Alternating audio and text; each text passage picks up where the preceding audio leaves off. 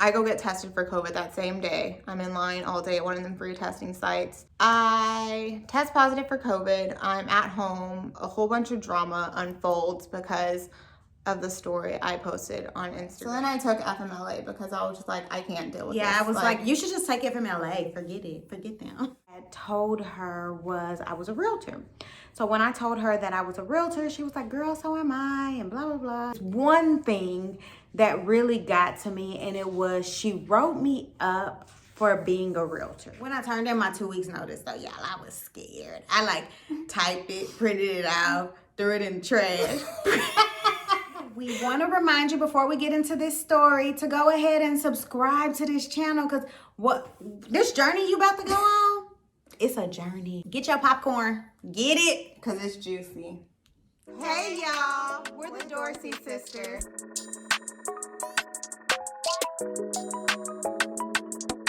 Yes, we work out twice a day. It's for our sanity. Hi, Gabby. Hi. Where are you?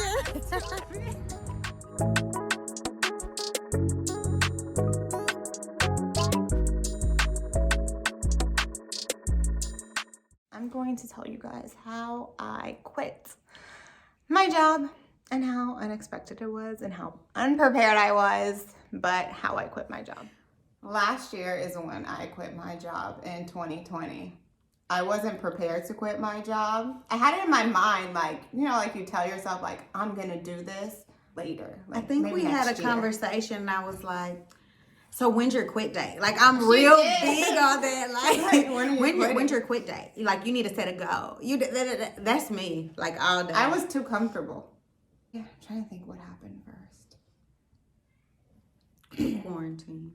Oh, quarantine, yes. So first, COVID hit, and we had to quarantine, and I was so comfortable at my job, and everyone was very, like, understanding, whatever. Tony and my mom went out of town for spring break, but they drove down with my aunt, and then COVID hit. And my mom texted me on, like, a Wednesday, and is like, I need you to come pick us up. Dallas was about to go on lockdown, and they weren't as serious. They were in Corpus. They weren't as serious on lockdown there, and so I literally was, like, freaking out at home. I literally texted my boss and was like, I can't come in tomorrow because I have to drive and go get them. So I took off, and I made her come with me. Yeah, she randomly was like, we're going to Corpus tomorrow. Because it's almost a 7-hour drive. One of our aunts there was sick, and she kept saying, I have the flu. Mm-hmm. And we were like, y'all don't understand. A lot of people have it. Quarantine happened, and Tony wasn't going back to school. So I told my job, which my job was also allowing people to take a certain amount of days. It was 30 days that you could take for, like, family, or you could do it, like, all at once, or you could, like, break it up. So I was like, well, I can't go back because Tony can't go to school. And we were possibly exposed. So then we were already freaking out. And you couldn't go anywhere or do anything. So that's already, like, stress in itself. So I'm like, I can't go to work. I'll go get my laptop or whatever, and I'll work from home. They're like, that's fine. So after a while, my boss would be like, well, can't your mom watch him on certain days? And in my mind, Tony's my kid, which in everyone's mind, you should know he's mine. I started being micromanaged. I could feel the tension. That time came and I was like, okay, things are gonna be great. You know, we're just having a bunch of miscommunication. Once we're working face to face, everything will smooth over. It's gonna be good. You know, I'm trying to get myself a pep talk because in all honesty, I'd actually started having anxiety attacks when I was working from home. Nothing was getting better. So then I was told, like, you need to go to HR. And I was thinking of going to HR, but I feel like everyone, every time they think about HR, they're like, no, I don't want to cause any extra tension at work, but it was bad. So I was like, I need to. So I went to HR, I scheduled time to speak to HR, and literally the day that I had my first conversation with HR scheduled was on my lunch break. And that day I found out that my vacation time was deleted. And so I was like, hey, I noticed that my vacation was deleted. Just want to remind you that I'm going to be I'm off from, it was like a Friday to Tuesday or something. And she was like, well, no, you can't take that time off. You're on the calendar now. And it was approved. So I had this long conversation with HR. Long story short, ended up getting my vacation time approved. That week that I was supposed to go on vacation, it was that Thursday, we find out that my boss had COVID. So I go get tested for COVID that same day. I'm in line all day at one of them free testing sites. I get home. I'm not really, I have a headache. I take some medicine and I'm thinking, I'm just tired. Have a migraine. I go to sleep. Wake up in the middle of the night. My head is still pounding. I'm in pain, really bad. And I'm like, this is weird. So I chug some water, go back to sleep.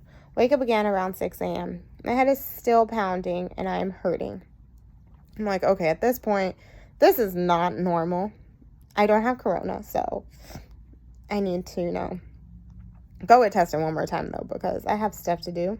It's my sister's birthday weekend. We have plans all weekend of what we're supposed to do. I had made plans for her, and yeah. So I text my sister because she's still asleep, and I'm like, hey, I'm going to go get tested. The emergency place down the street, just want to let you know, because we had a workout, so I had got dressed for my workout, too. And I go to the place. They test me. They say, we'll call you inside if you test positive. If not, we'll bring the results back out to you in your car, because you get out in your car, go get tested, then they send you your car to wait. So they're like, we'll bring your negative results to you in your car and just have you sign off on everything and leave you with a copy of your results. So they call me, and they're like, so we're going to come and get you. And I'm like, I must have heard them wrong. They just come and get you in general just because they need to come and get you and talk to you. So I come in. And they're like, so you tested positive? So I got COVID in June. They paid me out those 30 days that I could get we had a leave thing. So I got paid for that, which I only had a week or two left. So I got that paid out.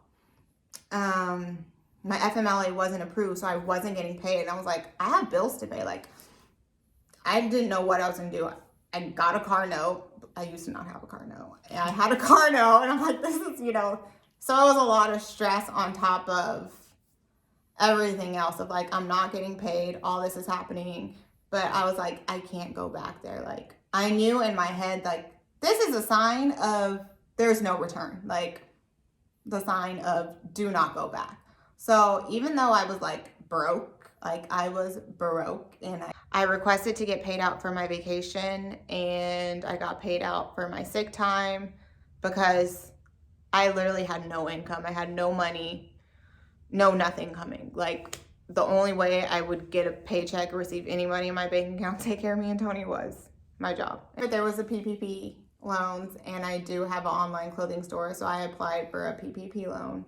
So I got that, but in all honesty, I didn't want to use it to live off of. I just wanted to use it for emergencies, and I didn't want to be living off of that. Although I did have to live off of that for a while, not gonna lie, because I had no income. That whole thing was a headache.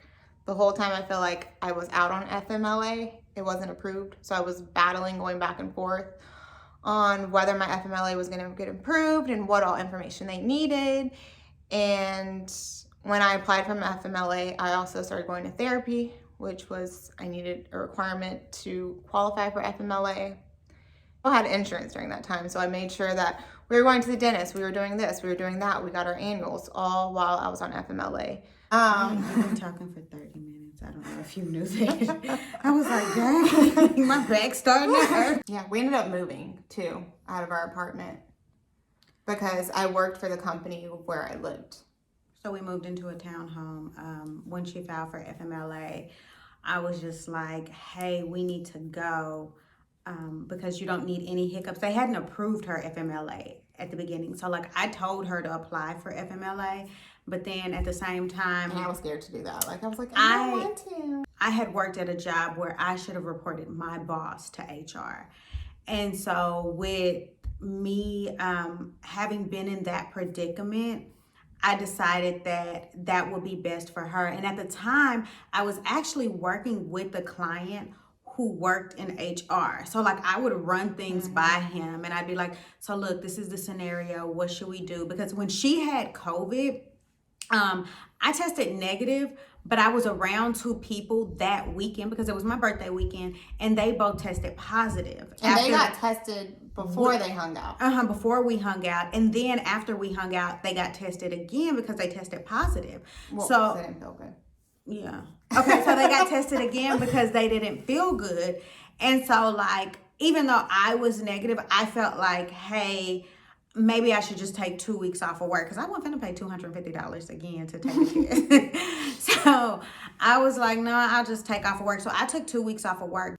When I talked to him about it, he kept checking on her because that is a client. I've literally worked with like 7 or 8 of their family members. I'm part of their family. And so he would keep checking, like, well, how's everything going? Let me tell you how to do this. So while we had the friend looking into HR, he would tell me what to tell her to say. Like, hey, do this, do that. Make sure she says that she's stressed. Use these specific words because they will try to tell you you don't qualify if you don't use certain verbiage. And so I was like, translating it over to her, probably left some stuff out, but but that was that whole process. And then so I was just like, we need to move because we live in the building and we don't know who's watching us. Yeah, I literally would be scared to leave the house because I felt like people were watching me. Like, even and if I was working out every day. Even if, yeah, we would go outside because everything's locked down, and so we would go outside and go for a run. I felt like I was being watched. Like, literally, I felt like every time I got in my car, someone was like reporting me because I had to take an elevator down to my car. I had a reserved parking spot, so it wasn't like I parked in a different spot. I literally had the reserved parking spot right outside the elevator, so you would know where to look for my car. It wasn't like I would park somewhere else. So yeah, I was like, yeah, you're right, we do need to move because I don't want them to come after us about anything. So we moved while I was still technically working for them, but not reporting to work. And that was a huge stress relief too once we were out of there. So I quit my job. I didn't get paid for that time except for that money I requested. I did have my retirements and stuff, but I didn't pull that to live off of. My official end date of my job was October 9th, so I didn't get paid that entire time. And COVID was honestly, for me, a blessing, even though we're still dealing with it. Like, thank God. Because I quit my job. And so I applied for that PPP loan that I was approved for. I started living off of that, which I hate owing anybody any money. So I didn't want to have to live off that. I still was like, I sold one house during that time of June and October. I think I had 2 people move into an apartment during that time frame too, but I couldn't really do any work. I had to block everybody on social media that I was working with, even if they were like truly my friend. I just blocked everyone because the scrutiny that was like on my social media and that was on me, and I don't think they liked that I was calling people out for stuff that actually happened. And I think that's the hard part of people going to HR about things, is that then, in my opinion, HR is going to look out for the company. So if the person's still working for the company and you're going after someone that's like higher up, then they're not really going to like that. They'll have your back to a certain extent. So yeah, that's pretty much how I quit my job. I quit my job in like September 11th of 2016, I went down to part-time for a month, but let me tell you what happened in order to get me to quit my job. So prior to that, I became a realtor while I was working for this company. I had become licensed. The company had kind of pushed me and motivated me to get licensed. I remember my boss was like, yeah, that's so you, that fits your personality, and he was pushing me. And so I got my license. Because I got my license, I got a promotion. And I became the director. So when I became the director, I started working under someone else. And as I was working for this other person, when we first met, she was a realtor, I was a realtor. It was like, oh, this is perfect. We both do something similar to each other and we're both realtors. So with me being a newer realtor, I felt like, oh, she could teach me, whatever.